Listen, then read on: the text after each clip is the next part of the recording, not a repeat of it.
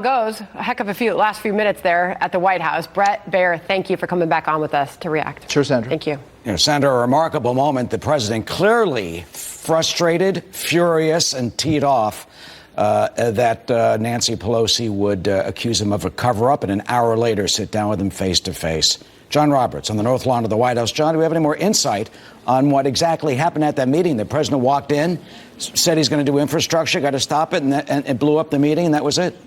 You know, I'll tell you, Eric, I have seen some unusual things at this White House. I've been covering it for as many years as I have, but I think that's the most unusual thing I've seen. We believed that the president was in the meeting with the House Speaker and the Senate Minority Leader, and then we learned that they had left literally just minutes after they arrived, and it was reminiscent of a meeting that they had in the Situation Room where the president said, "Are you going to give me money for the wall?" And Nancy Pelosi said, "No, never." And so the president said, "We've got nothing to talk about," and got up and walked out. In this case, the president came into the meeting. He said he wanted to come in and have a good, productive meeting on infrastructure, but then was clearly incensed that the House Speaker had just accused him of a cover-up.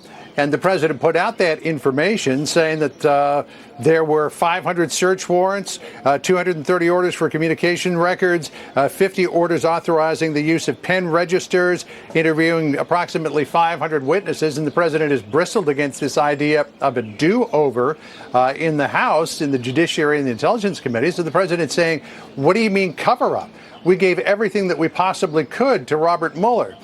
And I've spoken many, many times with Ty Cobb, who was the in-house counsel who was providing all of these documents to Robert Mueller, and spoke almost every day with John Dowd, who was the president's lead counsel on this until Rudy Giuliani took over, and then speak almost every day with Rudy Giuliani. And they insist to a person that they were giving Mueller everything that he needed. The only thing they didn't give Mueller was a sit down with the president or answer questions related to obstruction of justice. But other than that, they gave him literally everything. So the president, going into this meeting, where the last time they talked about infrastructure a couple of weeks ago, they had agreed that they would find some way to spend $2 trillion on infrastructure reform, only to find out that he believes the House Speaker had stabbed him in the back just minutes before. The president walked into the meeting and said, "I wanted to do this, but you don't want to do this when the investigations are over. Let's talk." And that was basically it. It was all over with. Now, the president has said that he does want to do infrastructure. He wants to do immigration reform. He wants to do a lot of other issues.